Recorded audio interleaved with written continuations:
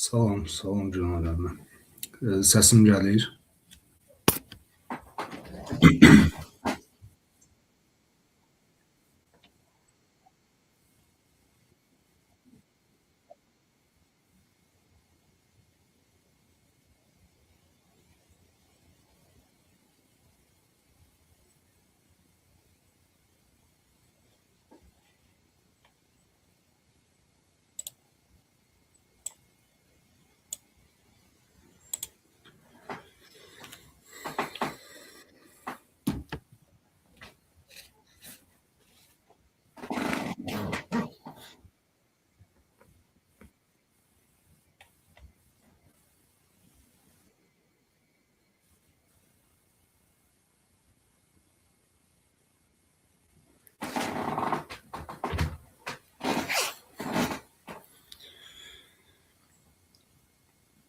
Bir daha salam, hər vaxtınız xeyir olsun. Bugün biz Python proqramlaşdırma dilindən qəbul imtahanına düşə bilən tipik proqram kodlarının nümunələrinə baxacağıq və onların kodlarını yazacağıq. Məsələ burada test analizi deyil, kodu sıfırdan qurmaqdır. Çünki kodu sıfırdan qurandan sonra sizin qarşınıza test kimi də çıxa bilər, yəni bu suallar. Ona görə də bu sualların kodunu yazacağıq və sonra sizə test olaraq hansı tip sual düşə bilər, onları müzakirə edək. Suallarınız olduqca da yaza bilərsiniz. Chat sitəsinə, orada nəyə başa düşməsəz yenidən izah edərik. Deməli, başlayaq suallardan. Hansı tip suallar ümumiyyətlə qəbula düşə bilər?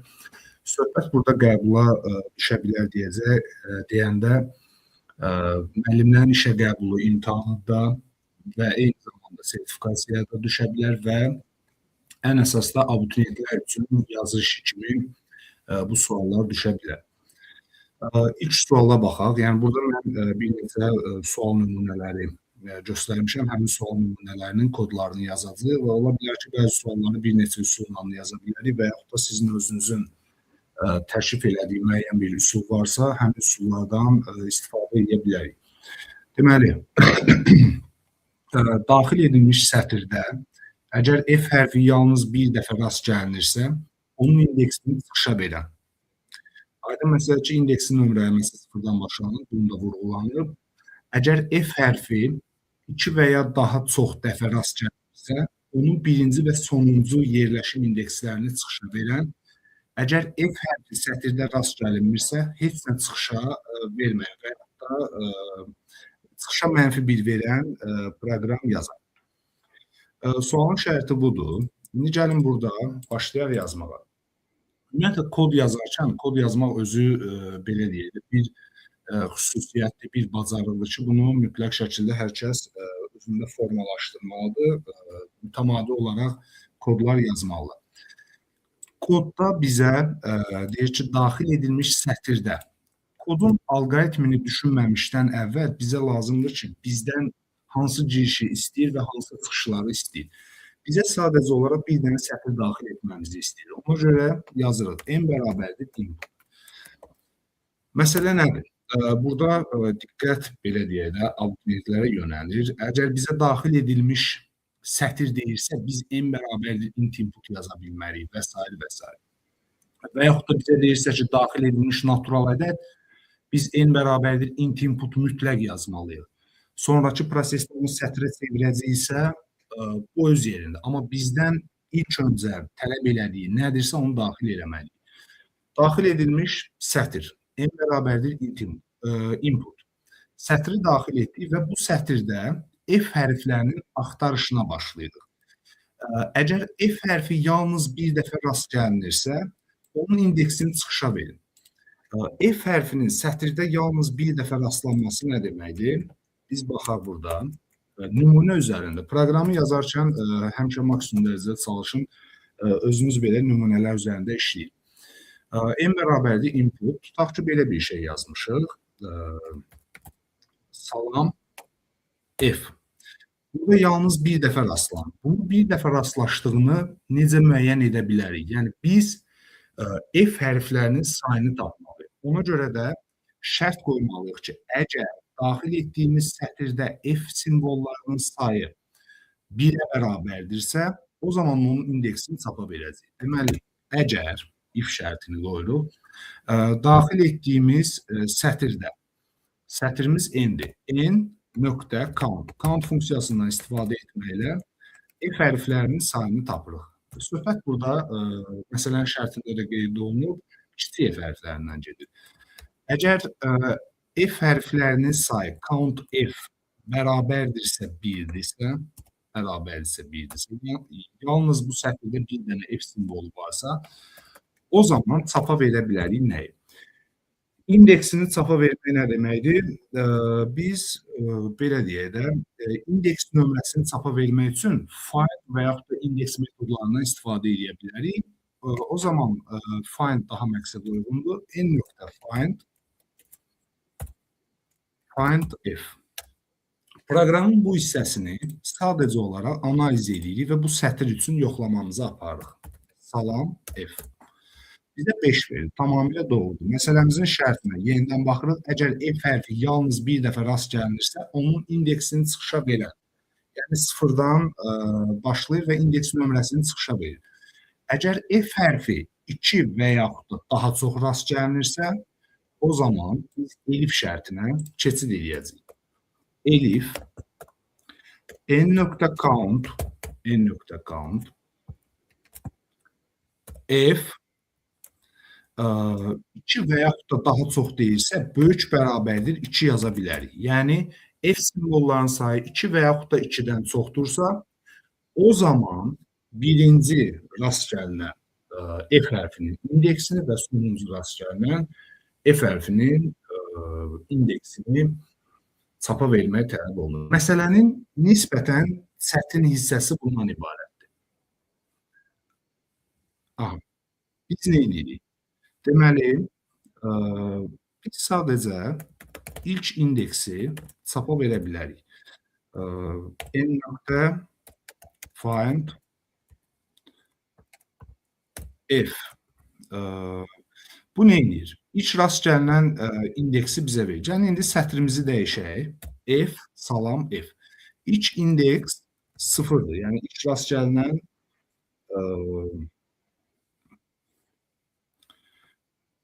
belə deyək, ilk rast gəlinən F simvolunun indeksini veririk. Deməli, F, salam F, 0. Bir də sonuncu rast gəlinəni vermək istəyirik. Sonuncu rast gəlinəni vermək üçün, bizim işimiz artıq burada bir balaca, belə deyək də, çətinləşir, fikirləşməliyik ki, biz sonuncu rast gəlinəni vermək üçün nə edə bilərik? Biz elə bu elifin içində bir dənə k yazaq. K bərabərdir len yaza bilərik. Yəni uzunluğunu tapa bilərik.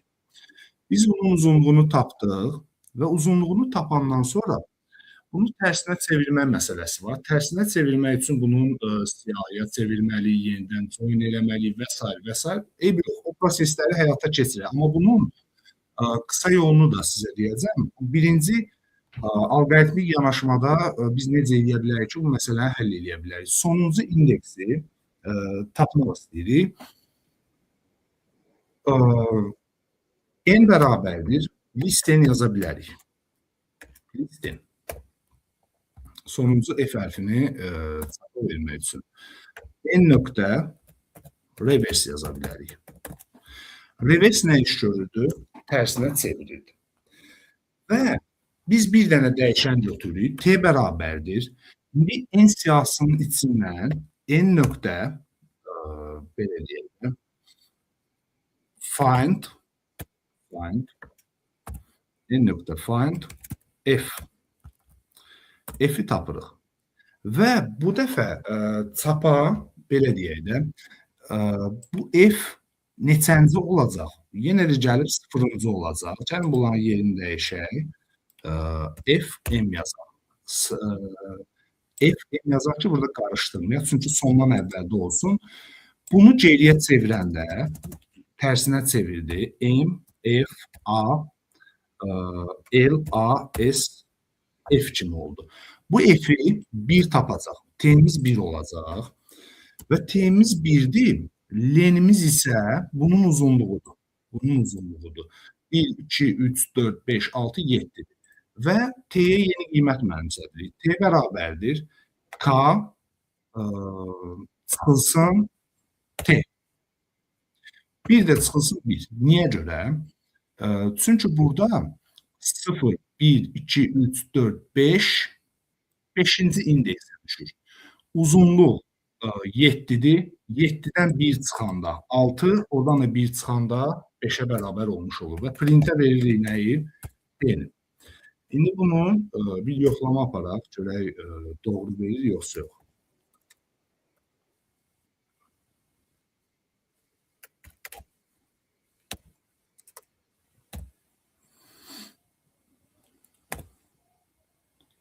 Belə bir şey. Find-la bağlı belə bir problem yaşadıq. Deməli, bunu biraz daha uzadırıq. Nəyə görə? Çünki siyahının içində find tapmaqla bağlı problem yaşayır. Ona görə biz burada nə edirik? Yenidən n bərabərdir. Bu hissədə reverse edəndən sonra bu siyahını yenidən sətrə qaytarmalıyıq. Ona görə n bərabərdir. Nöqtə join n. Yəni bunu yenidən sətrə çevirməliyik ki, bu proseslər işləsin.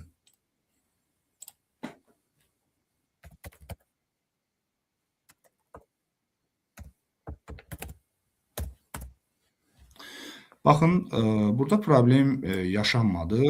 İlk indeks 0'dır, sonuncu indeks isə 6'dır. Yəni bizim burada bir problemimiz find-la bağlı idi ki, find yalnız sətirlərdə olur. Bu da önəmli məsələdir.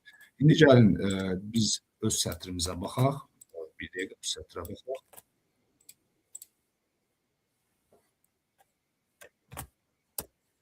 Sıfır 5. İlk rastlanan 0'dır, son rastlanan isə 5'dir. İndi sual ola bilər ki, ortada bəlkə olsa, ortadaşları nəzərə almayacaq. Çünki biz find'ın iş prinsipi nə idi? Find yalnız və yalnız ilk rast gəldiyi indeksin nömrəsini tapır. Birinci axtarışda find edəndə problem yoxdur. İlk rast gələn F'in indeksini tapır. Sonra onu tərsinə çevirəndə sondan əvvələ doğru düzmüş olur. Burada da yenidən sıfırdan başlayaraq axtarır, ilk rast gələni tapır. Amma sonra biz burada bu əməliyyat vasitəsilə T bərabərdir, K çıxılsın, T çıx 1. Yəni onun uzunluğundan T'ni çıxırıq və 1'i çıxırıq, sonuncunu almış oluruq. Məsələn, DF, CF, H, F və s. bu şəkildə yazaq. 1, 5. İlk rast gələn indeks 1-ci, son rast gələn 5-ci indeks olaraq. Məsələ demək olar ki, yekunlaşır. Yəni, məsələ ilə bağlı artıq ən çətin problem buraydı. Amma bura qaydacaq. Diqqətlə baxın bura ki, burada biz bu hissəni çox qısaldacaq. El salında, əslində fikirləriniz varsa verə bilərsiniz ki, yəni biz bunu necə qısalda bilərik, yəni bundan qısa necə yaza bilərik. Else, yəni qalan hallarda, bu nə deməkdir? Qalan halda n bərabərdir 1'dir, 2'dən böyük bərabərdir. Qalan halda nə olacaq? N nöqtə count f bərabərdir 0 olacaq. Ya 1 ola bilər, ya 2 və yaxud da 2'dən böyük ola bilər. Else halında isə artıq bizim üçün, yəni count'un, yəni f'lərin sayı 0'a bərabərdir. İstəsəz bunu eliflə də yaza bilərsiniz və yaxud da elə else ilə yazılmış olaraq. Yəni else halında onsuz da say 0 qalır. Else halında printə -1 verdik. İndi hər üç testi yoxlayaq. İkincisini yoxlamışıq əslində, birincisini yoxlamışıq. İndi baxaq. Bizdə F simvollarının sayı yoxdur. Yəni F simvolu rastlaşmır. Bu belə. Bu məsələnin tam doğru həllidir. Amma burada digər məsələ nədir? Bizim bu qədər yazdığımız hissələrə baxın. 1, 2, 3, 4, 5, 6, 7. 7 demək 6 deyə, çünki o print əmri bizə lazımdır. Bu 6 sətri bir sətirlə əvəz eləyə biləcəyik və o funksiyanı, yəqin ki, bəlkə rastlaşmısınız, böyük ehtimal ki. Baxın, yazıram print n.airfind if vəssalam. Məsələmiz həll olundu. O 6 sətirlik kodu bir sətir əvəz edir. İndi airfind nədir? Airfind n.airfind axtarılan simvolun sondan başlayaraq axtarışını həyata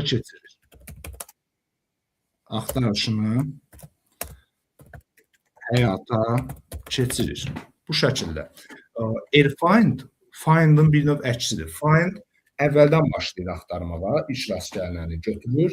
Airfind isə sondan başlayır. Airfind əslində belə deyək də, air nə deməkdir? Reverse, yəni özü avtomatik olaraq sətri çevirir tərsinə və sıfırdan yenidən başlayır axtarışa.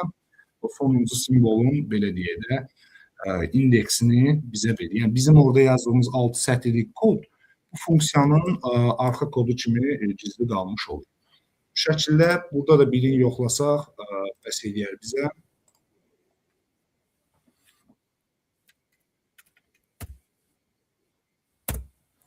İlk indeks 0, sonuncu indeks f. Deməli burada bəli, niyə görə mən birinci digər üsulunu yazdım? Çünki airfind proqramda yoxdur. Airfind'in proqramda olmaması abituriyentlərin airfind'ı qəbulda yazmasına belə bir limit qoymur. Yəni airfind istifadə edə bilər. Və yaxud da biz airfind istifadə eləmədik. Tutaq ki, müəllimlər də airfind barəsində demirsə, amma abituriyent özü o bizim yazdığımız 6 sətirlik kodu yazma bacarığına malik olmalıdır. Bu birinci məsələ haqqında. Keçək növbəti məsələyə.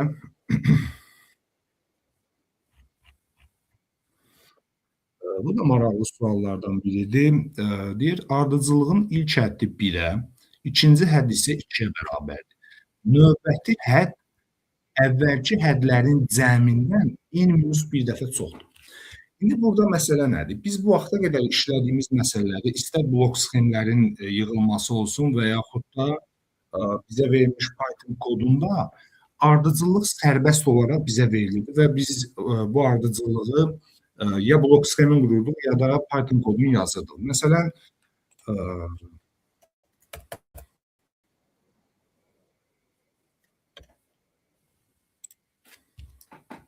İndi baxın, burada məsələ nədir?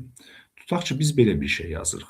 Tutaq ki, 1 faktorial, üstəgəl 2 faktorial, üstəgəl 3 faktorial, üstəgəl 4 faktorial, üstəgəl n faktorial. Bizə artıq burada məsələ nədir? Ardıcıllıq məsələləri öz əhəmiyyətini itirir. Nə mənada itirir? Artıq bunu müəllimlər də rahat şəkildə abituriyentlərə izah edə bilir. Abituriyentlər də bunu daha yaxşı mənimsəyib, istər blok sxemini və s. Bu məsələləri çox rahatlıqla işləyə bilirlər. Amma bəzən elə tip məsələ qarşımıza çıxa bilər ki, bu məsələdə ardıcıllığı özümüz təyin eləməliyik.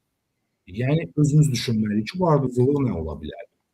İndi bizə sualda deyir, ardıcıllığın birinci həddi 1-dir. İkinci hədd isə 2-dir. İndi diqqət olun. Növbəti hədd əvvəlki hədlərin cəmindən, yəni növbəti hədd neçənci həddir? Bu kənarda yazıram qıraqda. Növbəti hədd 3-cü hədd. Növbəti hədd əvvəlki hədlərin cəmindən, yəni 1 ilə 2-nin cəmindən bu edir 3, 3-dən n-1 dəfə, yəni 3 çıx 1 dəfə böyüşdür. Bu da eləyir neçə? 6. İndi bir növbəti hədd neçənci həddir? 4-cü həddir, bu 2 eləyir. 4-cü hədd isə, 4-cü hədd bu hədlərin cəminin neçə eləyir? 3, 6, 9, 9-dan neçə dəfə çox? n-1 dəfə. 3 dəfə çox, 27.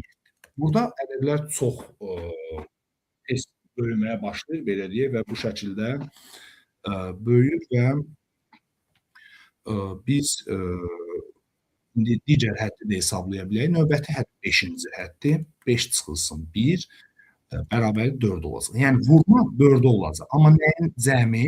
Bunların cəmi 1 üstəgəl 2 üstəgəl 6 yəni 9 üstəgəl 27 36 36-nı 4-ə vuracağıq. 36 vurulsun 4.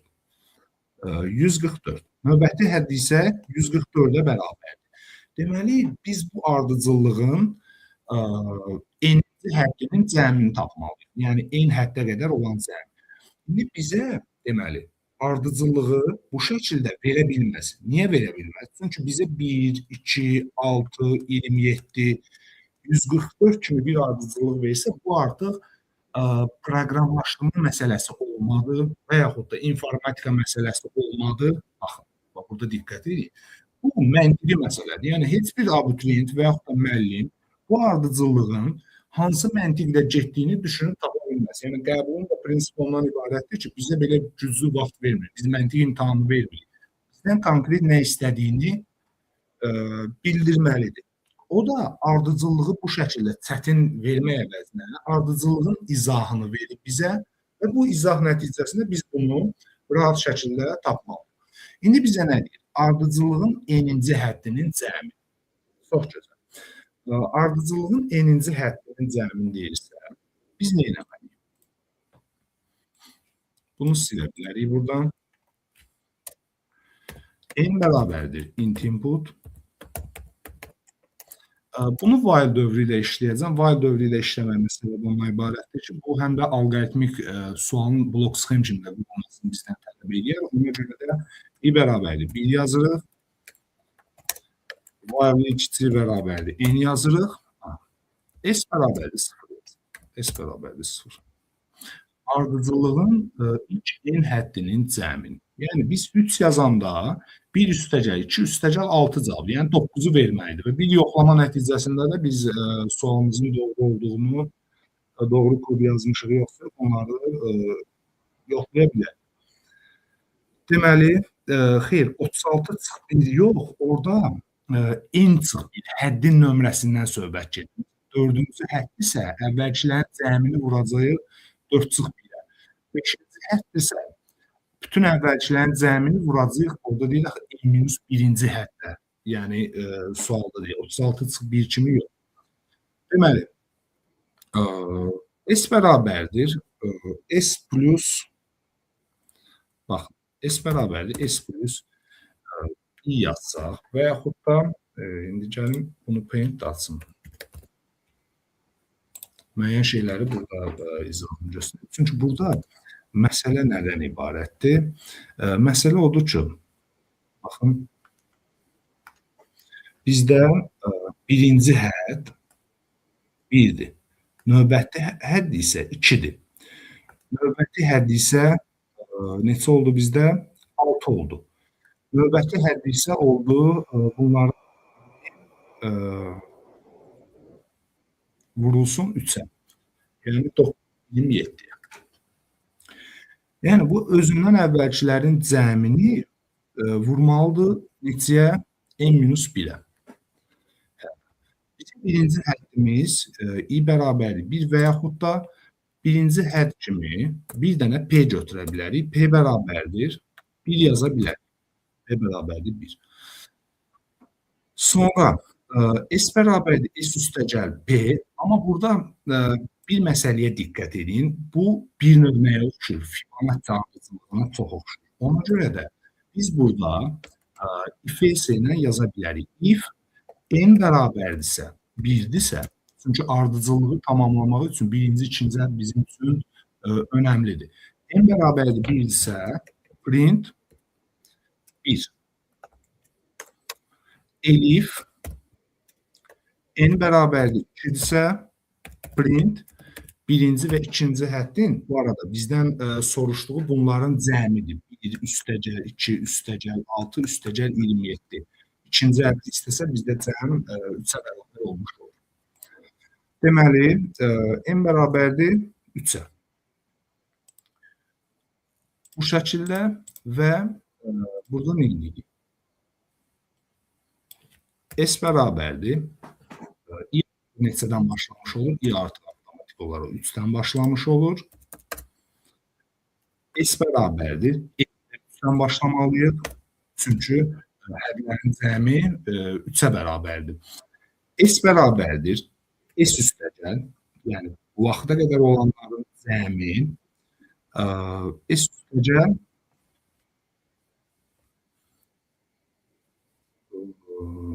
belə deyək, S-i sıfırdan götürək, P-ni 3 götürək. S bərabər S üstəgəl P vurulsun N minus 1. N minus 1. İndi baxaq görək biz bunu doğru işləyə bilirik, yox. S-in üzərinə S bizdə sıfırdır.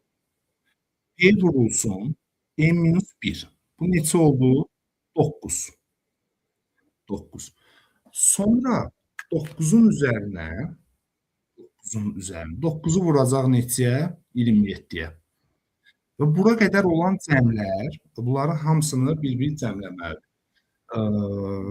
Belə deyək də, bunların hamısının cəmi üstəgəl, bunların hamısının cəmi bizə nə verir? Burada P bizdə 3-dür. 3-ü 2-yə vuranda 6 edir.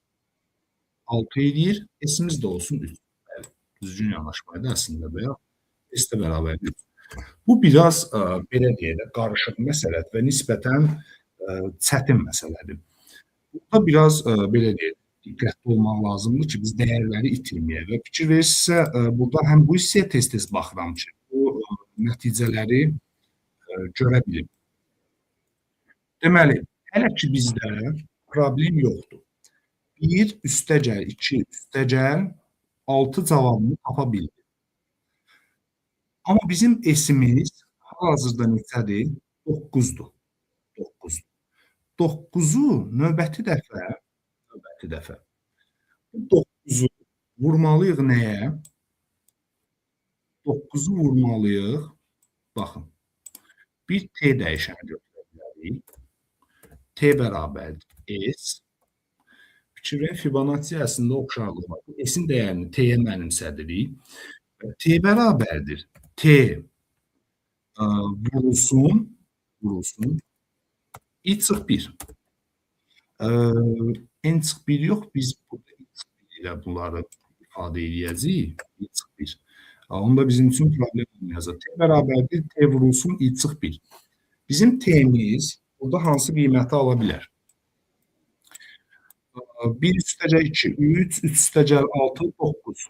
9-u vuracağıq neçəyə? 2-yə. Yox. 9-u 3-ə vurmalıyıq. I-ni artırandan sonra. I bərabərdir. I plus. Deməli, S-imiz olur 9. 9-u vururuq. 3-ə verir 27. Yekunda bunun üzərinə növbəti dəfə, indi baxın, burada artıq bizim üçün bu hissə silinmiş olur. S üstəgəl olur. T-mizi neçə götürə bilərik? T bərabər 6 götürsək, niyə görə 6? Çünki bu 3-cü həddə, 3-cü dövrə girəndə S-in üzərinə burada 6 gəlmiş olur. Baxın, S-in üzərinə 6 gəlir. Növbəti dəfə T-miz olur 9. 9-u vuracaq neçəyə? 3-ə. Növbəti dəfə 27-ni gəlmiş olacaq. Bu şəkildə bu məsələmizin həllini yekunlaşdıra bilərik. Printə S-i verməkdir. İndi bir dənə yoxlama aparaq. Bizdə 1 olanda bu S halına düşür artıq. S halında bu şəkildə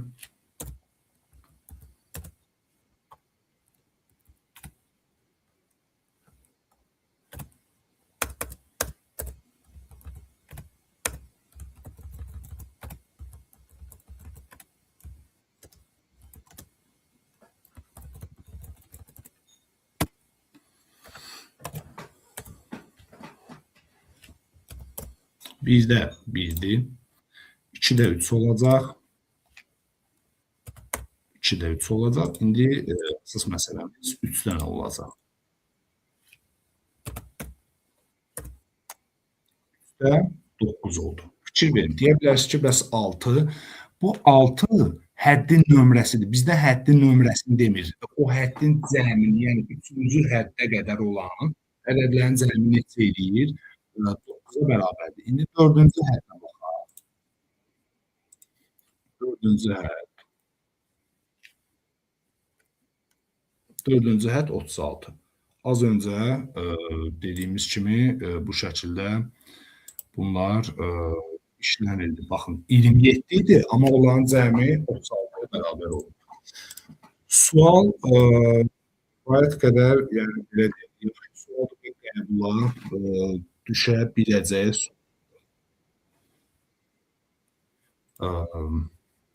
keçid edək növbəti. Ümumiyyətlə, MİQ imtahanlarına hər il hər cürə tip sual düşə bilər. 5-ci həddədir, 144. 5-ci həddin nömrəsini 5 həddə qədər olan ədədlərin cəmini istəyirik deyə, ona görə bizdə o 144-ü çıxartmayacaq, 144-dən böyük çıxartmalıdır. Bəli, 144 üstəgəl əvvəlki hədd nə idi? 36 idi. 144 üstəgəl 36. İndi baxın, əslində MİQ-ə və yaxud da sertifikasiya və yaxud da elə abituriyentin özünə test kimi bu necə düşür? Test kimi burada düşür ki, məsələn, i-nin yerinə 5 bunu hesablamaq lazım. Əslində bu hesablama problem deyil, belə işləmək olur və yaxud da bizə deyir ki, sonda yekunda 180 aldım. I-nin daxil ediləcək qiymətini müəyyən edin. Yəni biz burada i-nə 1 verib, 2 verib, 3 verib, yəni bu şəkildə işləməklə vaxtımızı itirmiş olacaq və MİQ-də də belə deyək də vaxt çatdıra bilməyəcək.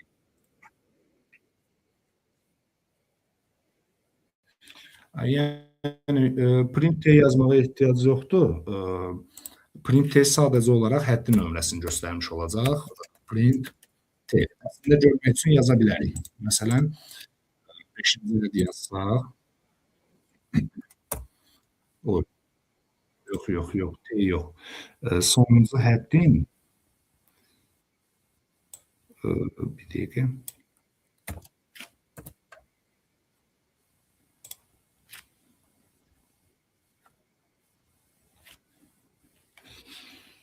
Biz burada sonuncu həddin qiymətini T-ni çıxarda bilməyəcək. T bizdə sonuncu həddin qiymətini yox, ondan sonraki həddin qiymətini göstərir. T versə, belə deyək, T bərabərdir. T bölünsün minus 2 olsa.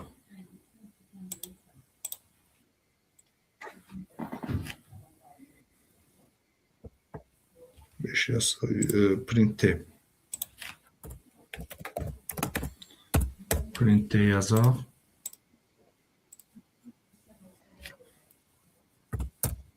Yox, 225. Bu T cavabını print T yazsa bunu çıxarda bilmir. S bərabərdir, T bərabərdir. Gəlin belə deyək, burada print T yazaq. Print T.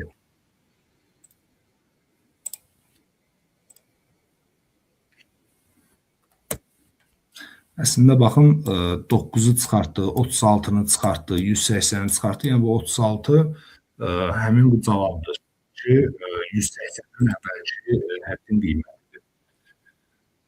Deməli, bizim eyni zamanda problemimiz nədən ibarətdir? Biz düşünürük ki, baxın, MİQ imtahanlarında, istər abituriyent qəbul imtahanlarında, sertifikasiya imtahanında və s. sertifikasiya indi yeni başlayıb, hər dəfə, hər il yeni bir tip sual görürük və yeni bir sualla qarşılaşıq. Deyirik, biz heç yerdə görmədik, heç bir yerdə bir sualla qarşılaşmamışıq. Ona görə də mən həmişə deyirəm ki, sizin məqsədiniz bütün tip suallara hazır olmaq və bütün tip sualların kodlarını özünüz yazmağı bacarmalısınız. Növbəti suala baxaq. Bu sual da maraqlı suallardan biridir və kifayət qədər düşünürəm ki, ardıcılıqla bağlı məsələlərdir. Amma kifayət qədər asandır. Niyə asandır? Asanlıq nədən ibarət? Gəlin bu sualın izahına baxaq. Əvvəlcə şərtə baxaq.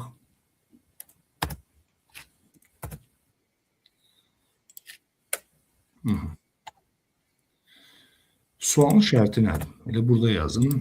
Sualda deyir ki, əgər müəyyən bir n ədədi üçün k ədədini sehirli sabit adlandırılır, belə bir şərt verib, sehirli sabitlə o barədə danışacaq. Əgər 1 üstəgəl 2 üstəgəl 3 üstəgəl 4 və s. və s. və s. üstəgəl k çıx 1 üstəgəl k bərabərdir n bərabərliyi ödənilərsə, sizin vəzifəniz verilmiş ədəd üçün bu sehirli sabiti tapmaqdır. Əgər mövcuddursa, n ədədinin sehirli sabitini çıxardır. Əks halda -1 çıxardır. İndi baxaq, nümunə verin görək. Burada məsələ nədir? Məsələn, mən 10 yazıram, 10 yazıram. Bu sehirli sabiti nədir? Yəni 1 üstəgəl 2 üstəgəl 3 üstəgəl 4 bərabərdirmi 10-a? Bəli. 10-a bərabər olursa bu ardıcıllıqla, artan ardıcıllıqla. O zaman bu 4 bunun sehirli sabitidir. Amma 11 olanda, 11 olanda. Məsələn, baxırıq. 11. 1 üstəgəl 2 üstəgəl 3 üstəgəl 4 və s.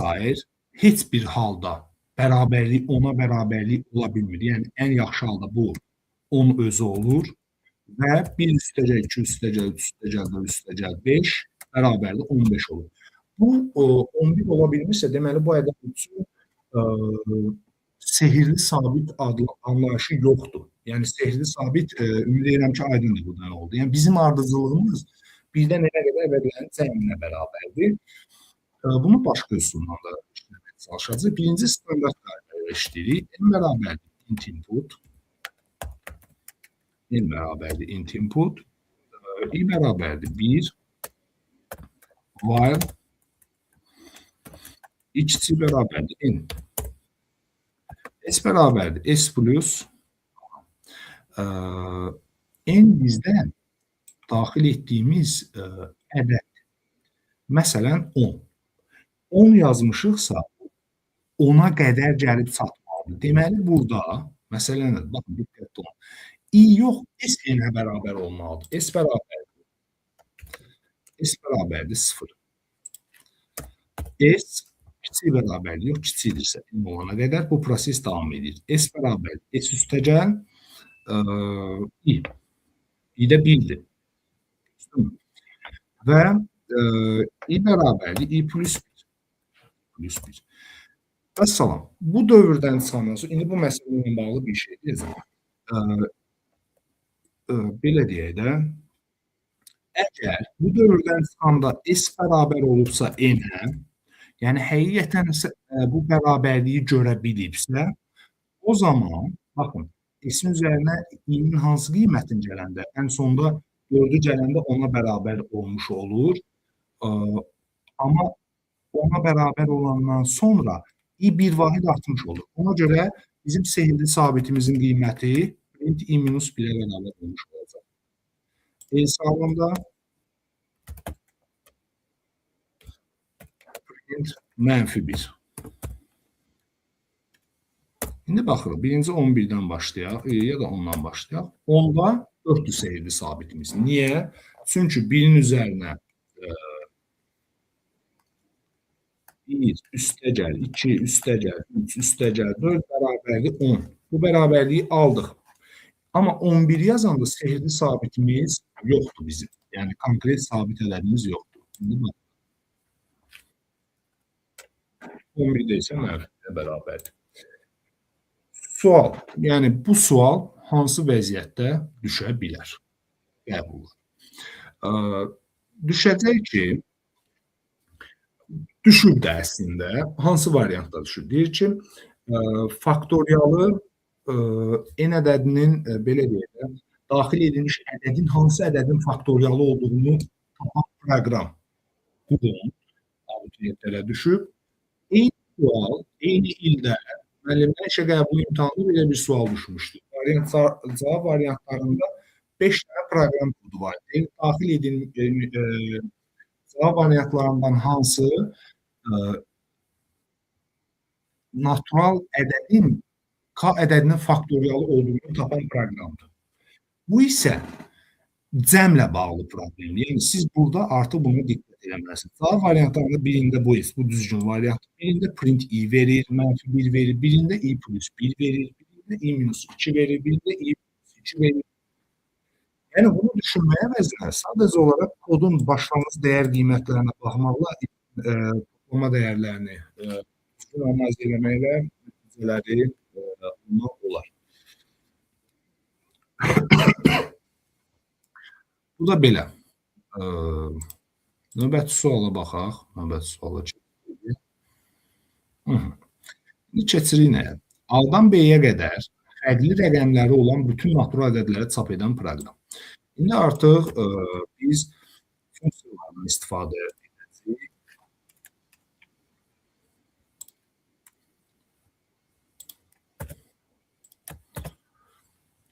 Niyə funksiyadan istifadə edəcəyik? Yəni biz əslində bunu belə deyək də, hansısa bölmənin izahı kimi baxmırıq, konkret olaraq bəlli sualların proqram kodunu yazırıq. Əslində proqramlaşdırmanı biraz dərin öyrənəndə aydın olur ki, bizim def dediyimiz o əslində def deyil, funksiyadır. Dərsin mövzunun adı funksiyadır. Def isə belə deyək də, açar sözdür. Funksiyanı qurmaq üçün lazım olan açar sözdür. Funksiyalar əslində proqramlaşdırmada ən asan bölmədir. Yəni proqram kodu yazmaq üçün funksiyalar olduqca böyük kömək olur bizə və çox böyük rahatlıq verir. Niyə? Birinci məsələ ondan ibarətdir ki, funksiyada biz proqramımızı hissələrə bölüb bizə lazım olan hər hansı bir hissəni bir funksiya kimi qeyd edə bilərik.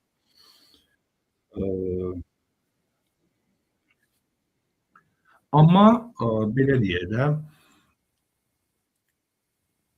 eyni zamanda funksiya iç-içə dövrlərin qarşısını almaq üçün bizdə köməklik göstərir. Məsələn, ola bilər ki, dövr içində dövr yazma məcburiyyətində abituriyent proqramında bu yoxdur və yaxud abituriyentə bu çətin gəlirsə, funksiya ilə çox rahatlaşdıra bilərik. İndi bizə deyir ki, A-dan B-yə qədər fərqli rəqəmləri olan bütün natural ədədləri çap edən proqram. Bu arada mən əvvəlki proqrama qayıdım.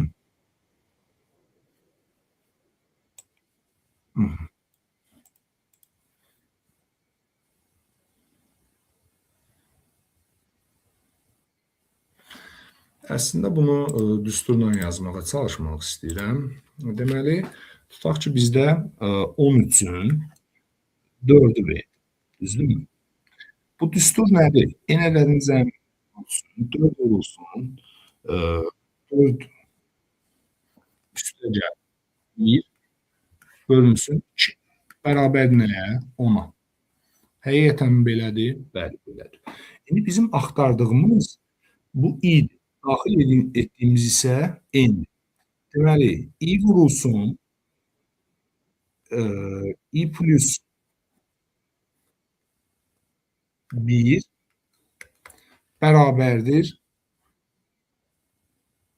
2 n kimi yaza bilərik. 2 n kimi yaza bilərik. Əslində, burada düstur olaraq bu bizə belə bir şey deməyəcək. Ona görə ən yaxşısı dövrə artırılığına yazmalıdır. Hə, keçək bura. Bizim məsələmizə. Bütün natural ədədlər. A-dan B-yə fərqli rəqəmləri olan bütün natural ədədlər. A kiçikdir B şərti gözlənilir. N bərabərdir int input. N bərabərdir int input.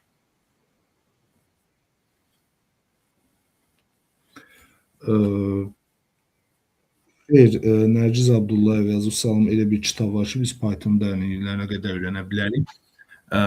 Proqramlaşdırma elə bir sahədir ki, bu Python proqramlaşdırmasıdır. Heç bir kitab sizə alqoritmi öyrətmir. Bütün kitablarda, bugün hansısa bir kitab var, tutaq ki, 10.000 dənə alqoritmi məsələ var, məsələ üçün deyir. Biz kodu əzbərləyə bilməliyik, yəni məsələni əzbərləyə bilməliyik.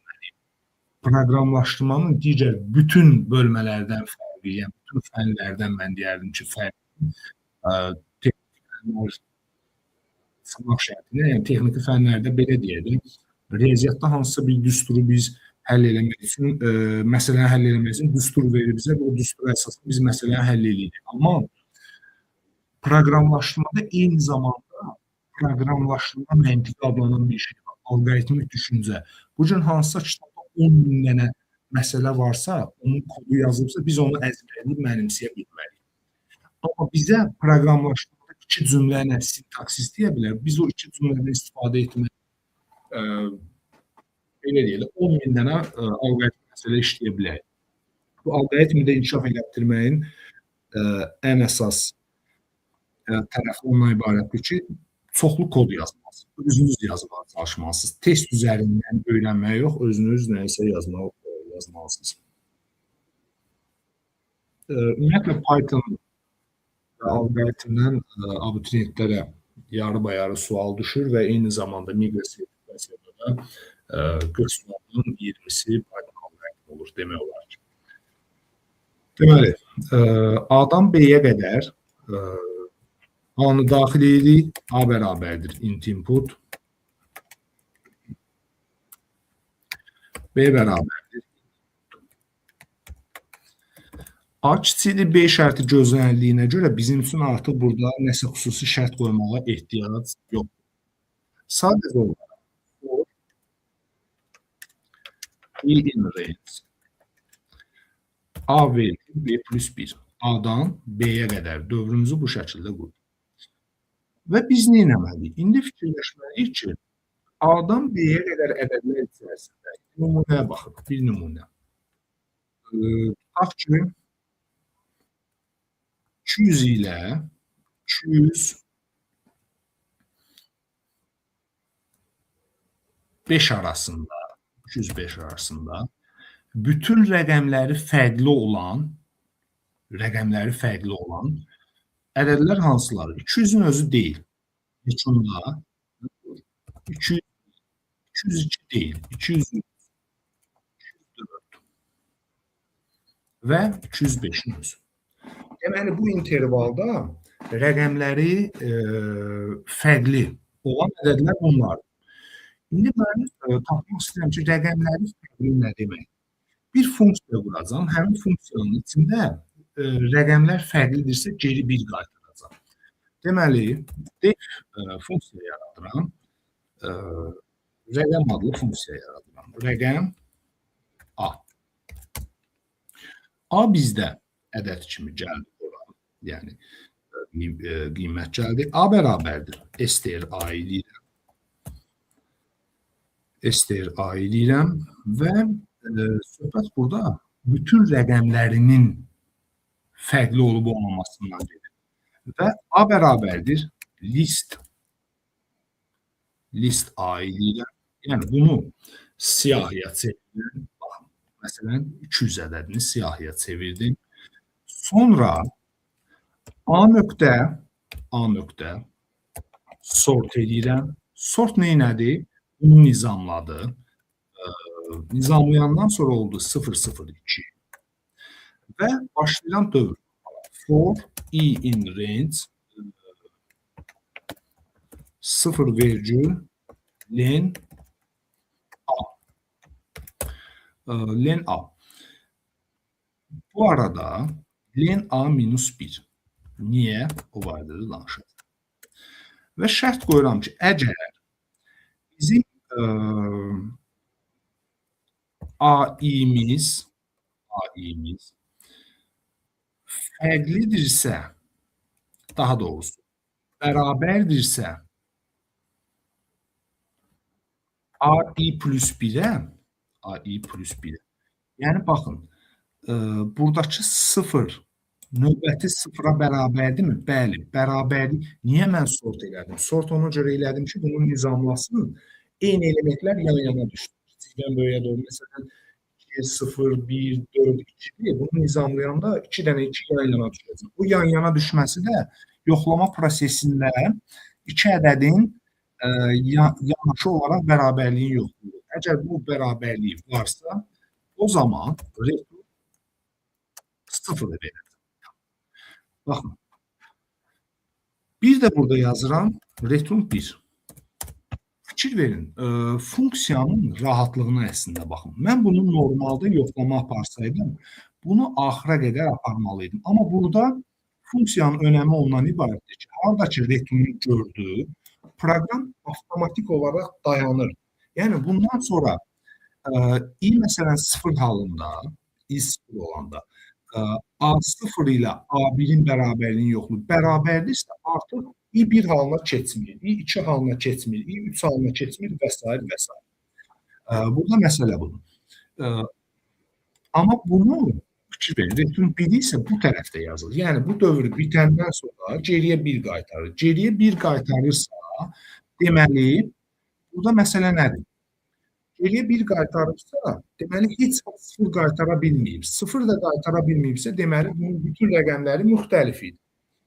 Və burada mənim funksiyam hazırdır. Funksiya hazır olandan sonra keçid edirik bura. Belə bir şərt qoyuruq. If, əgər i də bizdə A qiymətini alır, sonra B olur, daha doğrusu A plus 1 olur, A plus 2 olur və s. bu şəkildə gedir. If rəqəm funksiyasına göndərilən nəyi? Hər dəfə i-ni. Bax, i məsələn 200-dən başlayır 205-ə qədər, 200 olur, 202 və s. Rəqəm i-nin qiyməti. i-ni atır bura, 200 atır. 200 üçün geri qaytardığı qiymət nədir? Amma mənə lazımdır ki, o 1 olsun. Rəqəm i bərabərdirsə, deməli, bunun rəqəmləri müxtəlifdir. Print verirəm nəyi? i-nin özünü. Məsələn, burada sadəcə funksiyanın qurulması önəmli. Yəni, bu tip məsələlərdə milli imtahanına, abituriyent imtahanına dəfələrlə suallar, test sualları düşə bilər. Eyni zamanda, belə deyəlim, bu suallardan əlavə test sualları kimi düşə bilər və yaxud da abituriyentlərə açıq yazı işi kimi düşə bilər. İndi gəlin bax. 200 ilə 205 arasında 201, 203, 204, 205. Fikir verdiniz, 202-ni göstərmir. Niyə? Bizim kodumuzda bunları analiz elədik. Çünki 200-ün özündə 0 ilə AI ilə, yəni A0 ilə A1 bir-birinə bərabər olduğuna görə geriyə 0 qaytarır. Biz də demişik ki, 1 qaytarır. Yəni onların bütün rəqəmləri müxtəlifdirsə, geriyə 1 qaytarsın. Geriyə də 1 qaytaranda həmin i'ləri bizim üçün çapa versin. Bu sual belə deyək, həm milli, həm də qəbul düşən sual tiplərindən biridir. Belə deyək, test kimi belə düşür. Deyir, girişə ardıcıl olaraq 500 və 550 daxil edilmiş. Çıxışa veriləcək dəyərlərin sayını tapın. Məsələn, S bərabərli S plus 1, S bunu silirik, silməyək. Print S yazılır. Print S. Deyir ki, S dəyərini tapın. S-ə də 0 vermişik başlanğıcda. S bərabərli 0. S bərabərli 0-dır. Yəni 0-dan başlayaraq sayır. Neçə dənə qiymət varsa, indi bunu saymalıyıq. Biz nə edirik? Ən böyük problemlərdən biri nədir? Müəllim və yaxud da abituriyent və yaxud da sertifikasiyada iştirak edən müəllimlər 500-ü qoyur yerinə, analiz edir. Cavabı tapdı ki, məsələn, bu S-i artıra bilmədi. Sonra 501-i yerinə qoyur. Tapır ki, bu return 1 verdi. 502-ni yerinə qoydu. 503-ü yerinə qoydu və s. Bir də baxır ki, imtahanı məsələn yarım saat keçib vaxt tapa bilməyib ki, tamamlasın sualı. Burada məsələ nədir? Yəni, bu defin təyinatını tapmalı ki, bu def nə iş görür? Hər bir ədədi, yəni ədədi içindəki hər bir simvol özündən sonraki simvol ilə müqayisə edir. Amma bura qədər nə olub? Siyahıya çevrilib, nizamlanıb. Haradakı bərabərliyi var, deməli, təkrarlanan rəqəm varsa, onu saymayacaq. Çünki return 0 verəcək. Bizə lazımdır ki, həmin funksiyadan qayıdan qiymət 1 olsun. Deməli, bu isə bir növ halı kimi sayılır funksiyada. Return 1 veribsə, deməli, heç vaxt bu şərt bərabərliyi alınmır. Deməli, bütün rəqəmlər müxtəlifdir. Biz bilməliyik ki, 500 ilə 550 arasında müxtəlif rəqəmləri müxtəlif olan ədədlərin sayını istəyir. Vəssalam. Onu bir vərəqə yazıb bir-bir həmin ədədləri tapmaq lazımdır. Yox ki, bu ədədi bu proqramın yerinə qoymaq. Yəni, o çox böyük uzun bir vaxt apara bilər bizim üçün. İndi məsələn 500 ilə neçə dedik? 550 arasında. 40 dənədir. Həmin 40 dənə ədədimiz isə bunlardır. İndi miqdə biraz bu miqdar az ola bilər. 500, 520 deyə bilər və s. və s. Amma yenə deyirəm, olduqca önəmli sual tipidir. Sertifikasiyaya da kifayət qədər bu tipli, yəni funksiyalarla bağlı funksiyanın təyinatını tapıb, ondan sonra işləniləcək məsələlər düşür və müəllimlərin işə qəbulu eyni zamanda abituriyentlər üçün də bu tip suallardan yazış kimi və test sualları kifayət qədərdir. Belə, bu sualda belə. İndi növbəti növbəti sual belə.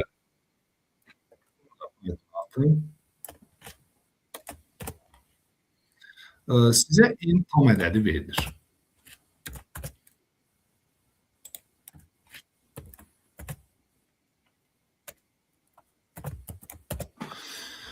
Bu ədədin iç rəqəmini götürüb, onun ədədin sonuna yerləşdirə bilərsiniz. Yerdə qalan rəqəmlər ardıcıllığını dəyişir. Bu əməliyyatı istənilən sayda təkrarlamağa icazə verir. Belə əməliyyatlar nəticəsində alınan ən böyük ədədi Python proqramında yazın. Baxaq. Məsələn, bizə belə bir ədəd verilib.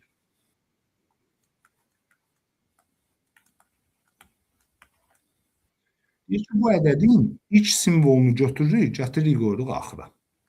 O zaman nə olacaq? 0, 0, 2, 5, 9, 3, 6, 1. Sonra deyir, yenə eyni prosesi həyata keçirir. Sonra bu sıfırı bunun sonuna qoyacaq. Sonra bu sıfırı bunun sonuna qoyacaq və s. Bu şəkildə deyir, alına biləcəyi ən böyük ədədi tap. Aydın məsələdir ki, burada ən böyük ədədimiz nə olacaq? 9, 3, 6,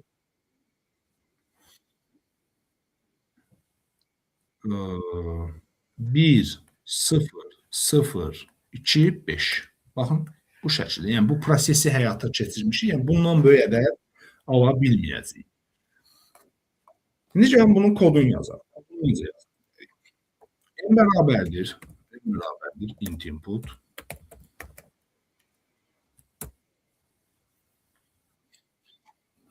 N bərabərdir int input.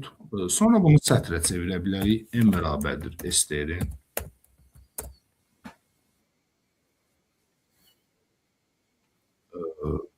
Sonra for dövr quracağıq. In range.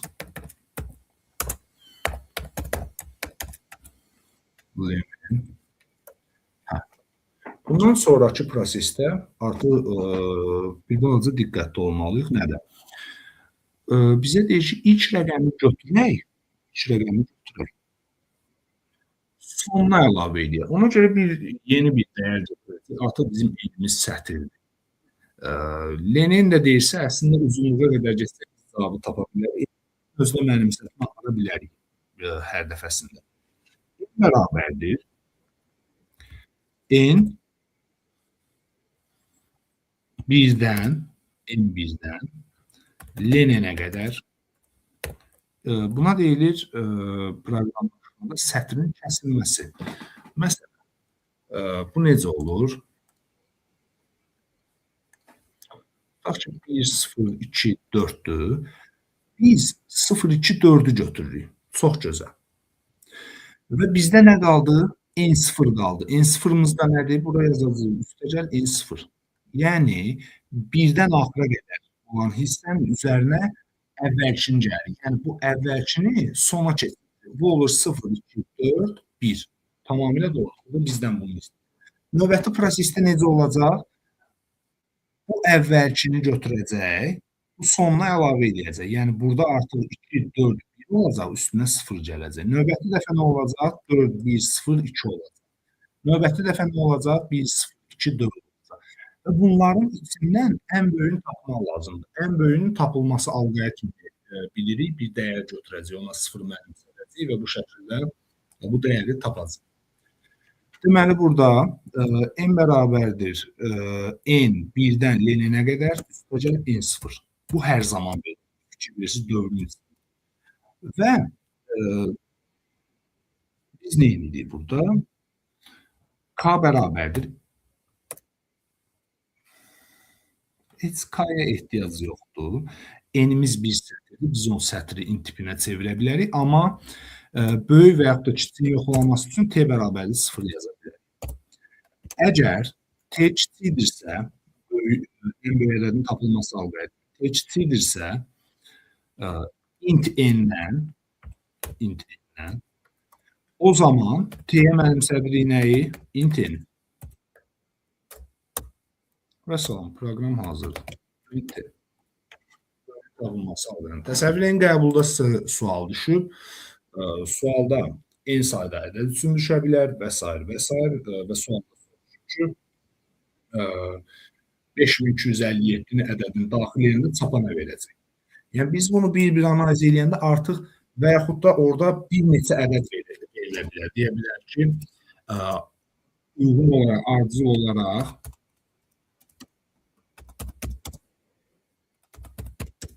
bu ədədlər daxil edilib. Biz bir-bir bu ədədləri qoyub hər biri üçün işləməyə çalışırıq, vaxt itirəcəyik. Biz həm də bu ədədi bunun yerinə qoyanda bunun alqoritmini, yəni işləmə prinsipini tapmalıyıq ki, bu necə işləyir? Bu işləməni birinci ədəd üçün tapandan sonra artıq ikinci ədədi bu proqramda yerinə qoymuruq. İkinci ədədi kənarda hesablayırıq və cavabını tapırıq. Bu belə. İndi bu ədəd üçün birinci 5620 daha görək.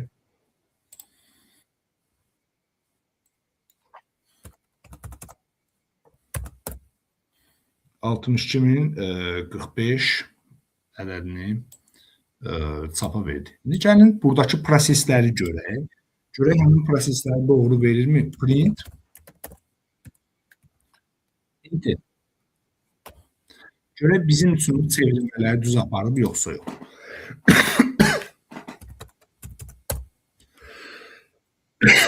4-ü götürüb ən sona qoyub.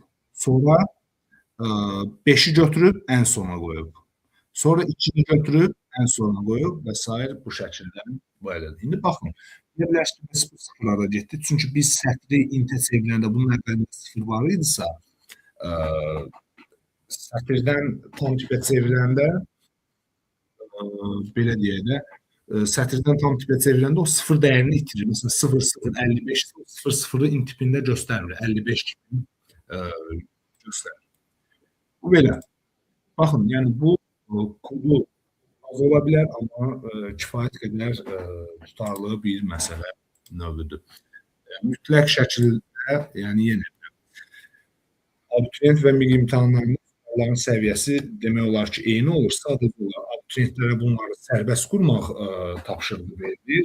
Amma belə sizə miqdə və yaxud da sertifikasiya, bu sertifikasiya üçün nisbətən bizim bundan əvvəlki sualdan nisbətən çətin sayılır. Baxın, kodun uzun olması yox və yaxud da qısa olması yox, kodun anlaşılılığı onu çətin və yaxud da asan edir. Bizim bundan əvvəlki kodumuz funksiya olmasına baxmayaraq, bunun kodundan asan edir və bunun anlaşılmasından daha asan edir. Belə.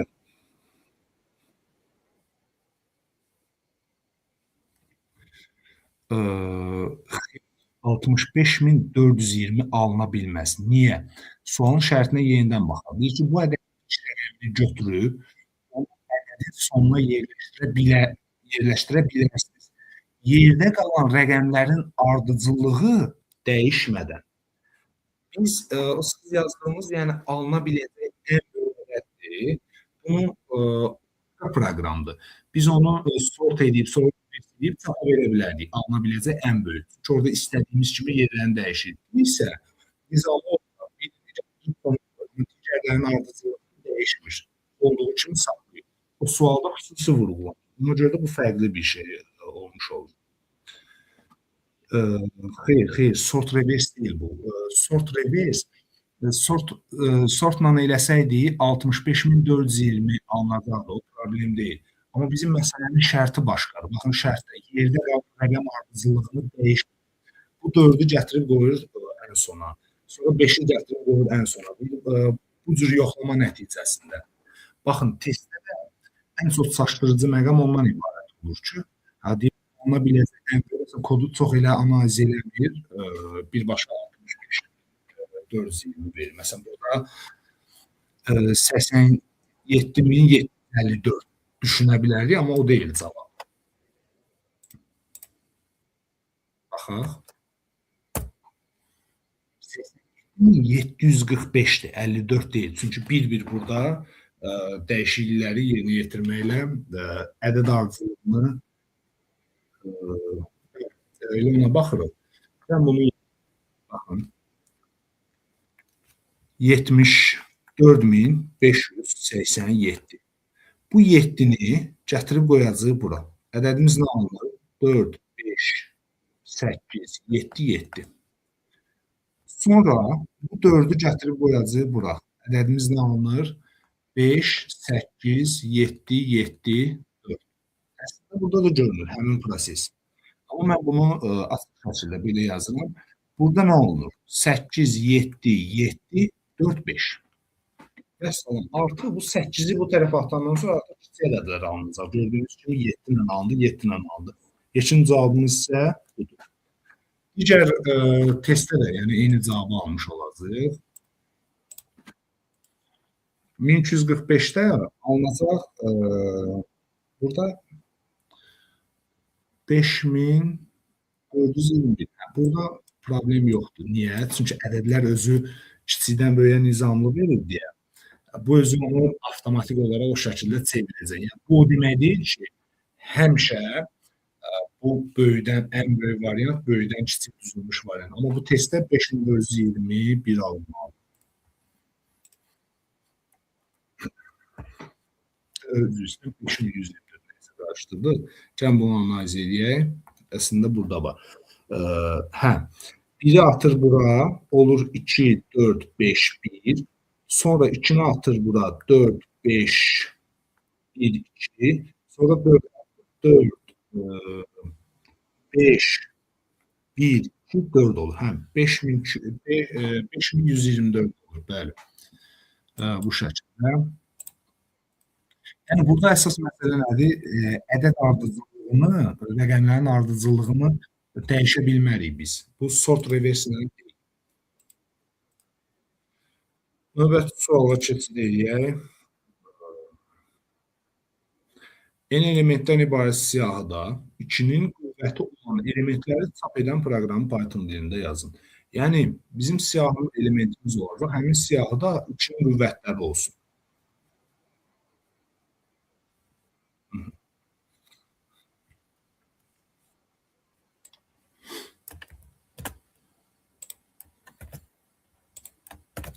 N elementdən ibarət siyahı.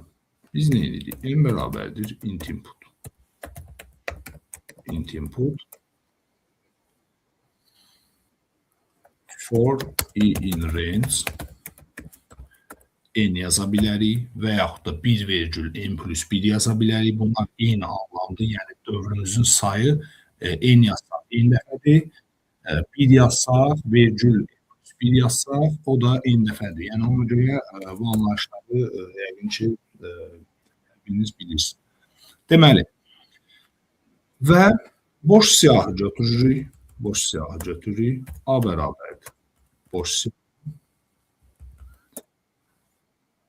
A.append, appendi hər birimiz bilirik. Append siyahının sonuna element əlavə edilməsi deməkdir. A.append int input. Və bizə deyir ki, bu siyahı elementləri arasından 2-nin qüvvəti olan elementləri çap edək. Çox gözəl. Siyahı elementlərimizin sayı nə qədərdir? Hələ burada yazılır. For i in range n dənədir.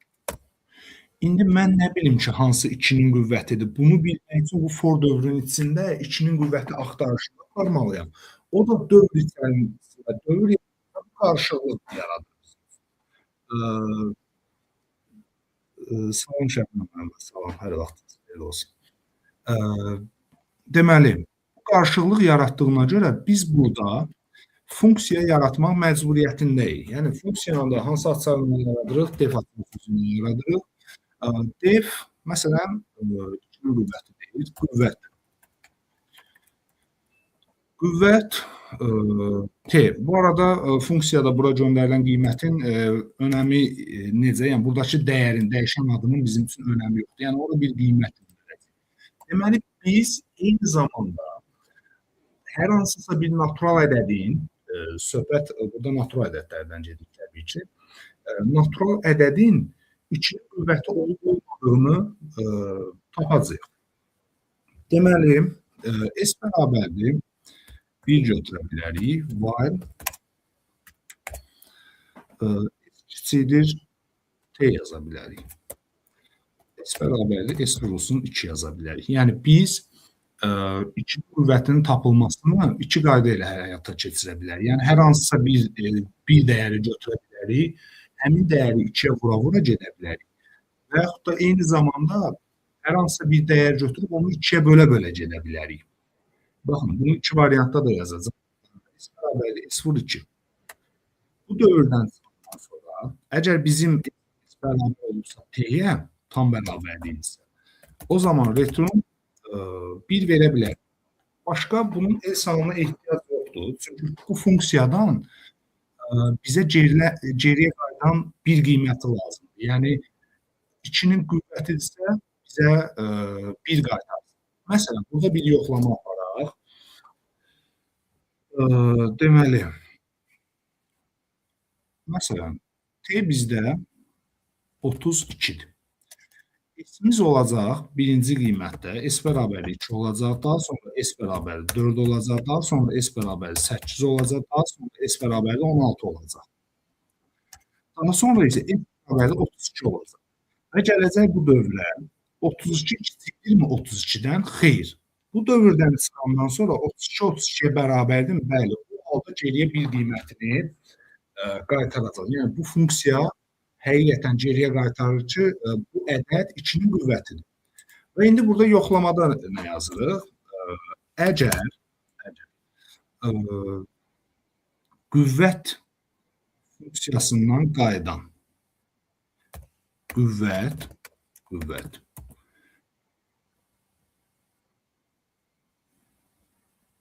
AI. Bizim elementlərimiz nədir bu arada? Elementlərimizin sayı n-dir. Bizim elementlərimiz nə olur? A0 olur, A1 olur, A2 olur və s. Məsələn, mən yazıram qüvvət A0. Həmin A0 elementini götürür, atır bura. Bu T-də A0 elementi olur. Məsələn, 32. 32-ni atır bura və bunu funksiyada tapır ki, bu qiymət 2-nin qüvvətidir, yoxsa 2-nin qüvvəti deyil. Yəni, mən də bunu burada yoxlayıram ki, həmin funksiyadan geri qayıdan qiymət bərabər olubsa 1-ə, o deməkdir ki, bu 2-nin qüvvətidir. Hansı elementi çapa verəcəm? AI elementini çapa verəcəm. İndi yoxlamamızı aparaq.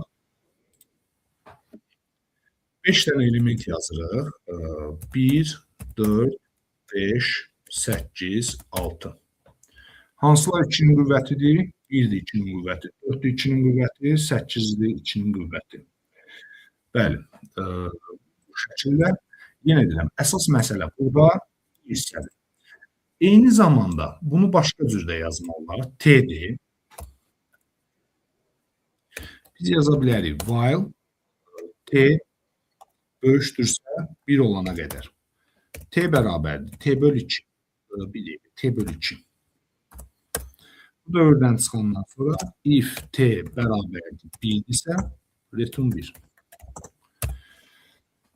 Bu da 2-yə bölə-bölə getdim. Amma burada diqqətli olun, 2-yə necə bölürəm? Tam bölürəm, tam bölmənə, yoxsa yəni 1 bölmənə. 1 bölmə nə deməkdir? Yəni bunun kəsr hissəsində tapılır. Yalnız qüvvət üstə 2-nin qüvvəti olan ədədlərdir ki, məsələn 8. 8-i 2-yə böləndə 4, 4-ü 2-yə böləndə 2, 2-yə böləndə 1.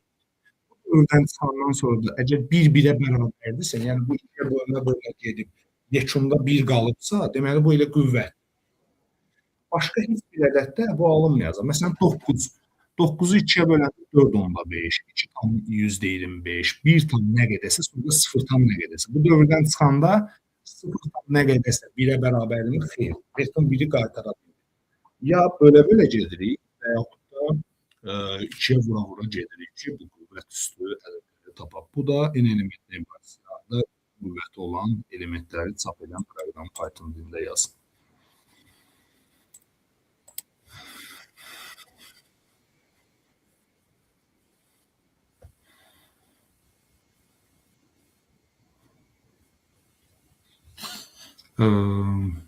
Binəyə görə başqa hansı məsələlər var?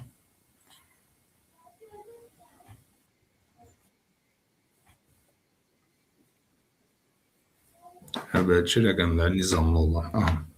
Bu məsələni də yazmaq olar. Bu arada bununla bağlı belə bir şey deyim, bir məsələ deyim ki, baxın, qəbul imtahanlarında istər sertifikasiya istərsə audit.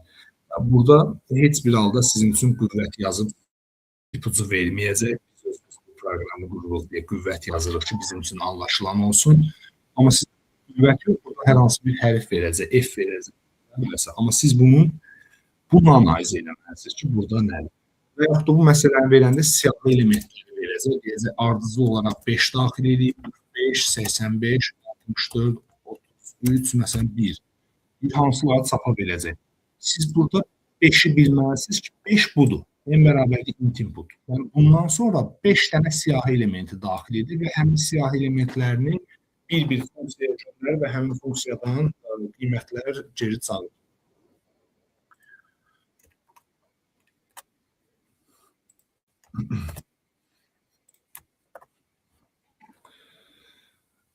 Deməli, daxil edilmiş natural ədəddən əvvəlki rəqəmləri nizamlı olan ilk ədədi çap edən çox maraqlı sualdır və kifayət qədər yaxşı sualdır. Bizim ən çox ehtiyacımız olan sualları funksiyalarla bağlıdır.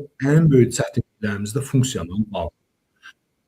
Tutaq ki, bizə hər hansısa bir təyinat məsələsi, təyinatın tapıldığı və yaxud da verib bir dənə nümunə verib ki, hansı daxil olunmalıdır ki, çapda nə alınsın və s. Və yaxud da deyəcək, çapda bu alınıb, girişdə nə alınmalıdır.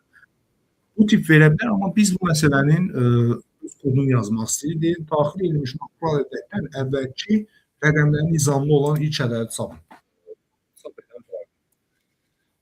Bizə də birinci taban görək, 100-dən əvvəl rəqəmləri nizamlı olan ilk ədəd hansıdır? 99. Məsələ ilə bağlı cüzi problemlər yarana bilər. Məsələn,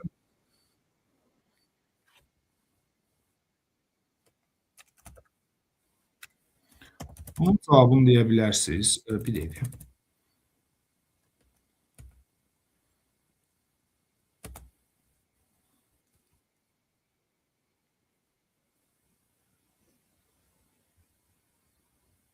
Aha, bunun cavabını deyə bilərsiniz, zəhmət olmasa.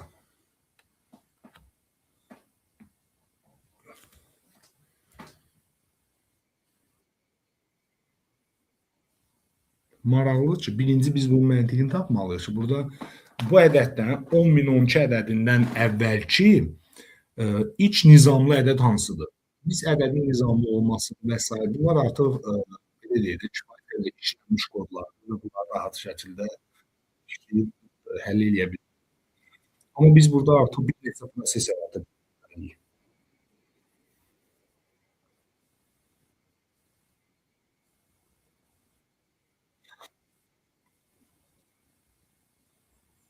Əslində burada da cavab görsənir ki, 9 olacaq. Düzdürmü? Çünki bizdə bu sıfırlar imkan vermir. Çünki böyük ədəddir, sonra kiçik ədəd gəlir. Bəli, bəli. Tamamilə doğrudur. 9999. Yəni bu geri sayma biz bunu normalda bu şəkildə analiz edirik. Hələ bir də kodun yazmalıyıq. Deməli, n bərabərdir int input. Int input yenə də funksiya bizim üçün çox effektiv olacaq, çox köməkli göstərəcək. N bərabərdir int input. Sonra nə dedik? Daxil edilmiş ədəddən əvvəlki deyilsə 9999-dan əvvəlki bütün rəqəmlərin nizamlı olan ədəd hansı olacaq? Birinci onu tanımalıyıq.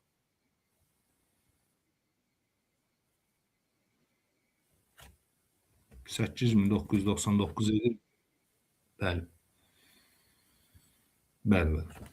Bu şəkildə bütün rəqəmləri nizamlı olan ədədi xeyr, 8888 yox, 8999. Çünki 9999-dan əvvəl gələn ilk ədəd budur. 8888 də uyğundur, amma o daha sonra gəldi. Bu belə. N bərabər int input. Bizim ilk işimiz daxil elədiyimiz ədədi bir vahid çünki bu əvvəlki ədəd soruşur bizdən. Daxil edilmiş while n böyükdür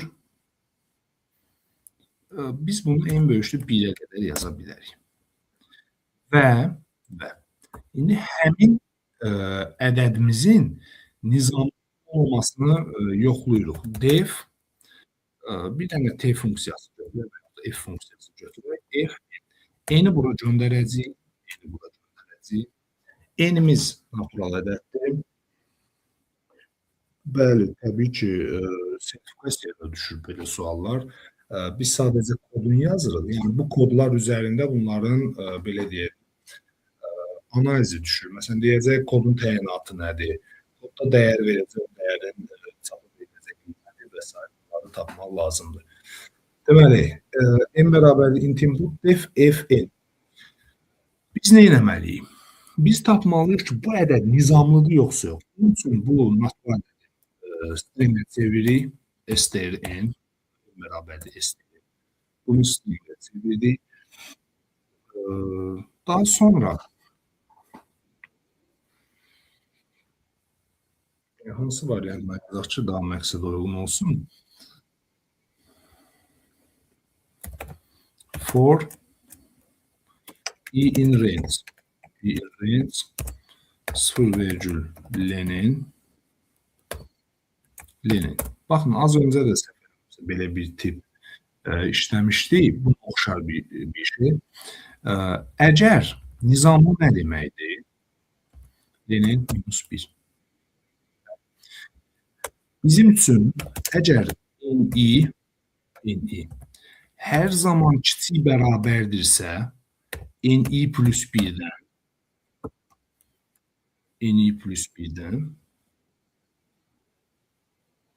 yox. Biz əvvəlcə bunun sort eləməliyik hələ. Yəni siyahıya çevirməliyik. N bərabərdir list-n. Biz bunu siyahıya çeviririk. Sonra n nöqtə sort edirik. Sort edirik ki, nizamlı olsun. Yəni bu həmişə kiçik olmalıdır. Nə vaxt ki bu nizamlanmadan sonra bir dəqiqə ehtiyac yoxdur. Buna biz belə deyək də, toxuna bilmərik ədədə. Ədəd özü nizamlı olmasını elə bununla yoxlayırıq. N-i böyükdürsə n-i plus 1-dən, yəni hansı ki halda, bax ki, bura gəlib dəyər. 1, 2, 3, 4, 3. 1 2-dən böyüdümü? Xeyr. 2 3-dən böyüdümü? Xeyr. 3 4-dən böyüdümü? Xeyr. 4 3-dən böyüdümü? Bəli. 4 3-dən, yəni burada bir dənə kəlmə çıxma gördüsə, geriyə qaytarsın nə? Return 0. Yəni return 0 verirsə, bu artıq belə deyək də nizamlı deyil. Amma nə vaxt ki, burada bütün prosesləri yerinə yetirdi, bu retm 0-ı görə bilməzsə, geriyə retm 1 qaytarmış olacaq. Yəni, bu artıq nizam. Və biz belə bir şərt yazırıq. Əgər bizim f n-imiz bərabərdir 1-dirsə, o zaman print n. Yəni, həmin n ədədini çapa verə bilərik. Və diqqət edək, break. Break nədir? Break dövrü avtomatik olaraq dayandırmaq deməkdir. Və biz eyni zamanda burada n bərabərdir n-1 yaza bilərik. Yəni, hər dəfə n bərabərdir n-1. Burada problem nədir? Miqdə breaklə bağlı düşə bilər hər zaman, amma abituriyent break istifadə edir. Break istifadə eləmirsə də belə, biz abituriyentə breakin nə olduğunu bilməliyik və yaxud da breakdən əlavə müəyyən bir köməkçi vasitə deməliyik ki, break olmasa, bunu belə necə görək. Bizə lazımdır ki, nə? Deyir, əvvəlki rəqəmləri nizamlı olan ilk ədədi çapa versin. İlk ədədi çapa versin və proqram dayansın. İndi baxaq görək. 1000-dən əvvəl 999. Əla. Məsələn, az öncə bu da 999 və s.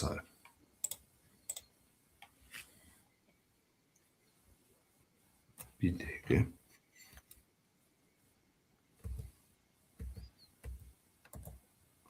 Burada 6999 tamamilə doğrudur. Yəni, bu şəkildə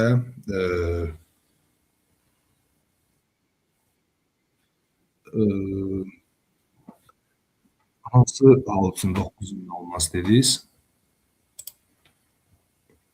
Məsələn, burada yox. Tutaq ki, bu 10.000-də 9999 olacaq. Niyə? 9000 ola bilməz. 9000 nizamlı deyil axı özü. Xeyr. 9999 olduqda 9999-dan əvvəl ilk nizamlı, 9000 nizamlı deyil axı, 9000 böyüdən kiçiyə doğru nizam. Nizamlı nə deməkdir? Yəni, kiçikdən böyüyə doğru rəqəmlər düzülmüş olsun. 8999-da rəqəmləri kiçikdən böyüyə doğru düzülür. Amma 9000-də 9-dan sonra 0 gəlir, artıq böyüdən sonra kiçik gəlir. Məsələdə versəydi ki, böyüdən kiçiyə doğru düzülmüş hadisələrdə, bu başqa bir şey olardı. Yəni, onu işləmək olardı. Bu belə. Hə, breaklə bağlı bir məsələni vurğulayaq. Breakdə bizim işimiz necə gedir? Biz breaklə, tutaq ki, breaki işlətməyi istəmirik. Mən deyirəm ki, burada əslində buna belə deyək də, flag metodu deyilir. Yəni, tutaq ki, bayraq qaldırılır, indirilir, bu anlama gəlir. Təbii ki, 8899 da nizamlı sayılır. Yəni, problem nədir bu məsələ ilə bağlı? 8899 da nizamlıdır. Heç bir problem yoxdur. Sual varsa bu məsələ ilə bağlı verin. Yəni, qaranlıq məqam varsa, heç bir problem yoxdur.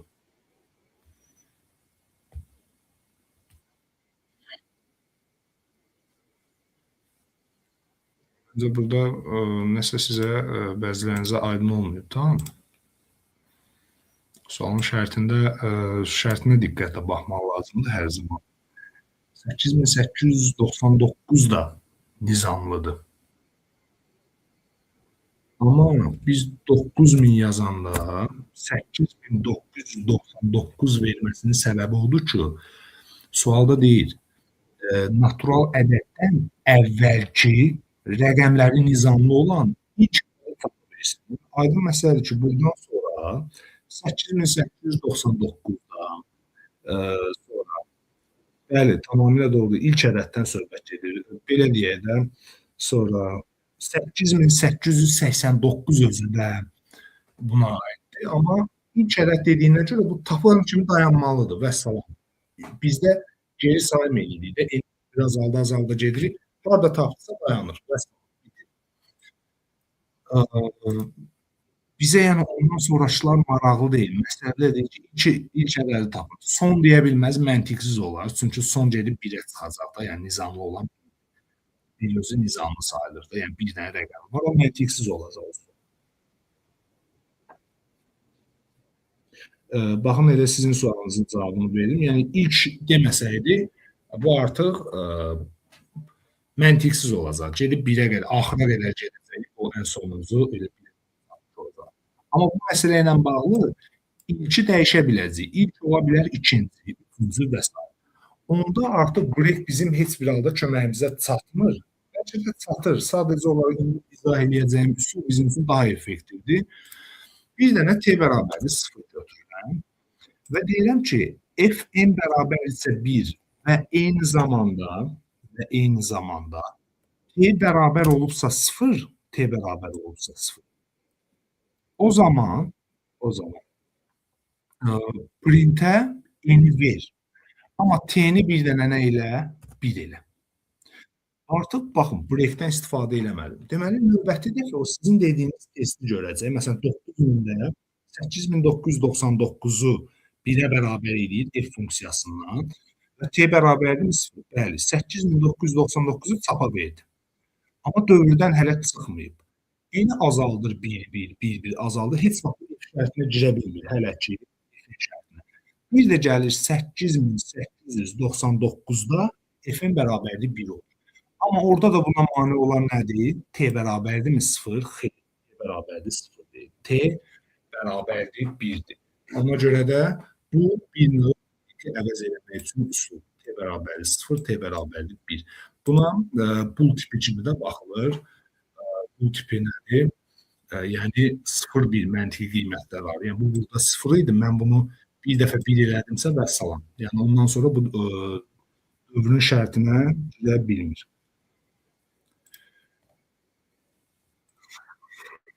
Bir dəqiqə.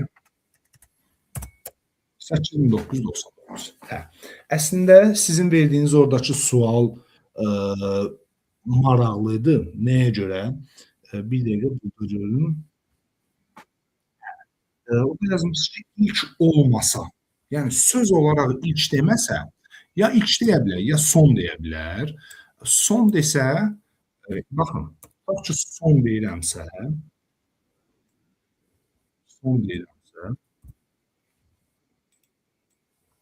çapa hələ verməyə tələsmirəm. Son, baxın, həmişə 1 göstərəcək. K bərabərdir T yazıram. Bir dəqiqə. K bərabərdir T. K bərabərdir N.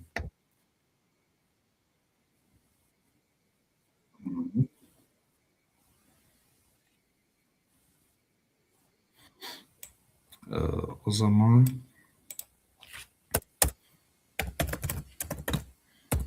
print N. Bura nə daxil deyilsə, bu sonuncu gəlib ən axıra qədər gedəcək. Həmişə gəlib 1-də dayanacaq. Bu problem deyil. Nizamlı deyəndə, yəni kiçikdən böyüyə doğru. Ümumiyyətlə, nizamlı anlayış proqramlaşdırmada sort funksiyasının işi həmişə kiçikdən böyüyə doğru sürmə deməkdir. Əgər böyüdən kiçiyə doğru deyirsə, o şərtdə vurğulanmalı. Yəni, nizamlı kiçikdən böyüyə doğru nizamlanmış sayılır. Sort kiçikdən böyüyə doğru. Bu həmişə 1-i verəcək. Amma burada nə ilk yazıb, nə son yazıb. Deyir ki, ədədindən əvvəlki rəqəmləri nizamlı olan ikinci ədədi çapa verir. İkinci ədədi çapa vermək istəyirsə, o artıq bir olacaq. Bizim üçün biraz daha problemli oldu. Niyə görə? İkinci deyirsə, onda bizim 9000-dən əvvəl ilk nizamlı ədəd 8999. Amma ikinci nizamlı ədədimiz nə olur? 8800 bu şəkildə. Bizə lazımdır indi ikincini çıxartmaq. Ondan sonra üçüncü və dördüncünü rahatlıqla çıxarda bilərsiniz. Yəni, sualı belə də dəyişib qoya bilərlər, heç bir problem yoxdur. F-n bərabərdir 1. Artıq bizə break köməyimizə gəlmir. And F-n bərabərdir 1. And Iıı,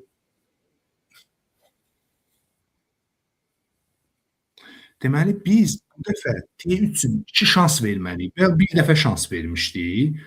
Amma bu dəfə 2 şans verməliyik. O 2 şansı da T bərabəri 0 yaza bilməliyik, T bərabəri 1 yaza bilməliyik. Sadəcə yazır T kiçikdirsə 2-dirsə, onda bu dövrün içinə girişlər və K-ya eni mənimsət. Baxın, K-ya eni mənimsət və eyni zamanda T-ni bir vahid artır. T bərabərli T plus 1. T olur 1, növbəti prosesdə T olur neçə? 2. T kiçikdirsə 2 olanda, T olanda artıq heç vaxt giriş eləyə bilmir. T0 olanda birinci giriş eləyir, sonra T1 olur. T1 olanda ikinci dəfə giriş eləmə imkanı verdi buna və salam. Ondan sonra heç bir halda buna bu dövrə giriş imkanı vermir. Baxaq.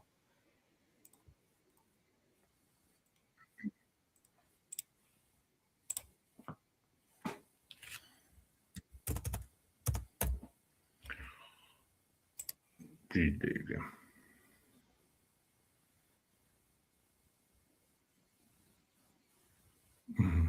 F-in bərabərdir 1-dirsə and T bərabərdirsə T kiçikdirsə 2-dirsə K-ya mənimsədir eni və T-ində bir vahid artırır.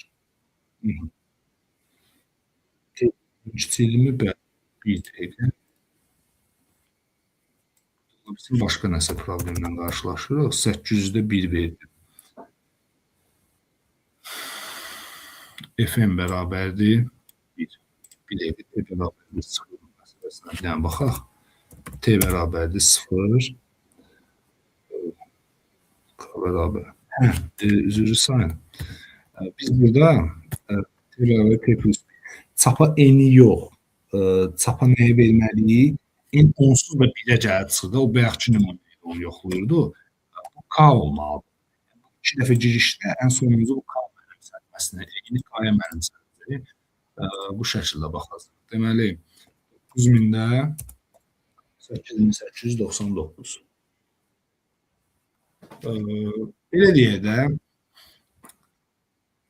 mən həmişə deyirəm ki, ümumiyyətlə biz nəyisə işləyiriksə, proqramlaşmanın önəmi nədir? Artıq mənim üçün önəmli deyil. 4-cü, 5-ci proqram artıq mənim üçün tapacaq.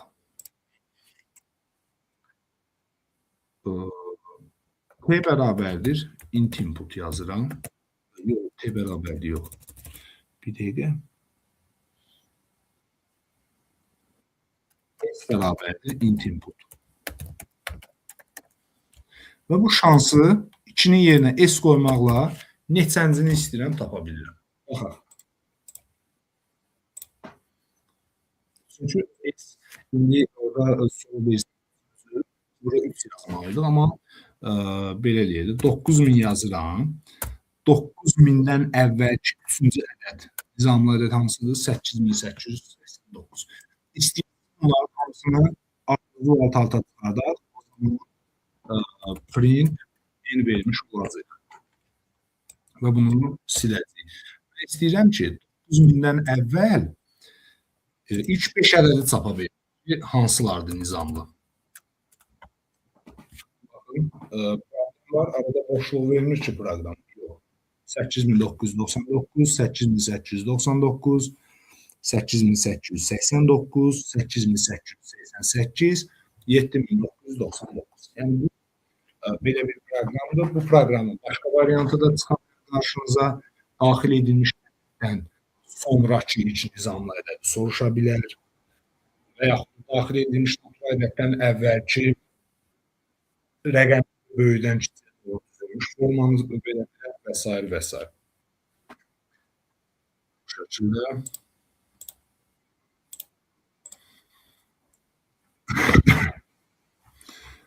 Düşünürəm ki, bu məsələləri verilmiş müsbət həqiqi ədədin bu nisbətən rahat məsələdir.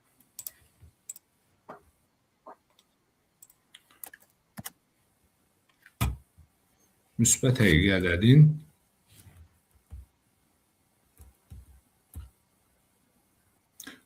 pul yazılışı üçün vergüldən sonrakı hissənin rəqəmlərini cəmləyin. Vergül deməyək, nöqtə də deyə bilərik və yaxud da vergül də deyə bilərik. Yəni, tutaq ki, biz ədədin rəqəmlərin cəmini tapa bilirik, problem yoxdur. 5 tam 1254 ədədini digər kəsr hissəsindəki rəqəmlərin cəmini istəyir bizdən. Bunun üçün nə edirik? N bərabərdir. Diqqətli olacağımız önəmli məsələlərdən biri daxil edilmiş həqiqi tipdə olmalıdır. Həqiqi tipdə daxil etmək üçün floating yazacağıq. Floating yazacağıq. N bərabərdir N nöqtə split. Split kəsmək deməkdir.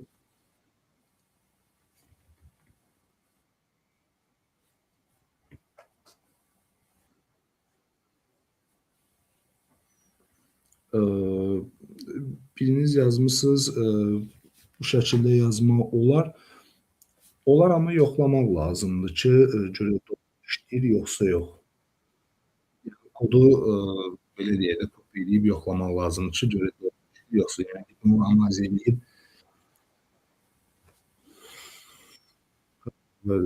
Join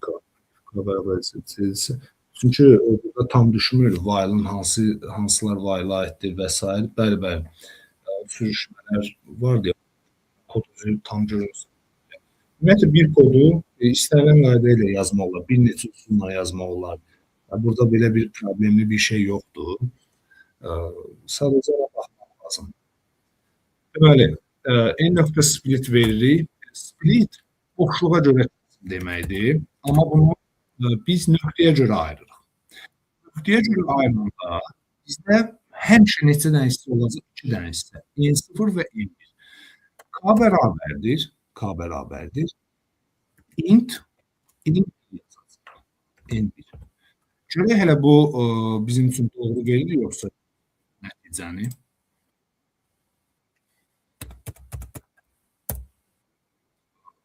Split.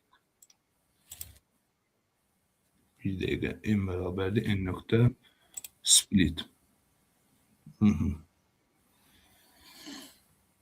Splitlə bağlı problem yaşayırıq. N bərabərdir, STR çevirib bundan sonra. N bərabərdir, STR. Biz bunu əvvəlcə sətrə çevirib bundan sonra. Print N1. N1 yazın bilərik.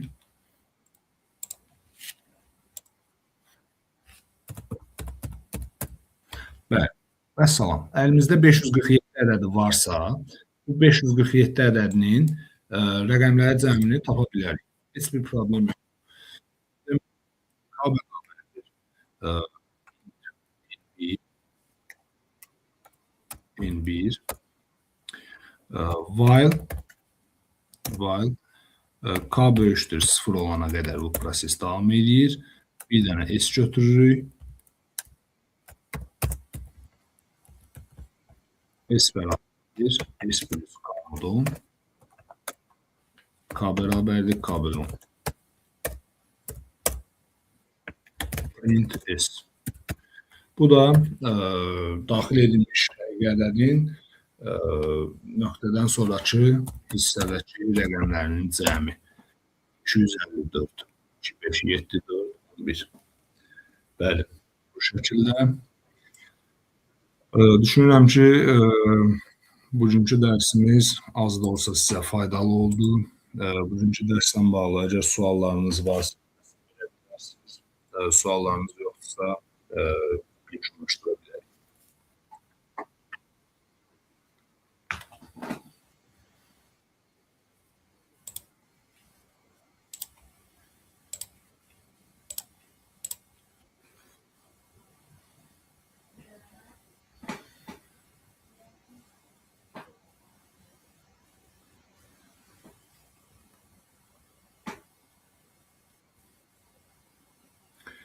Oldu, sağ olun, hələlik.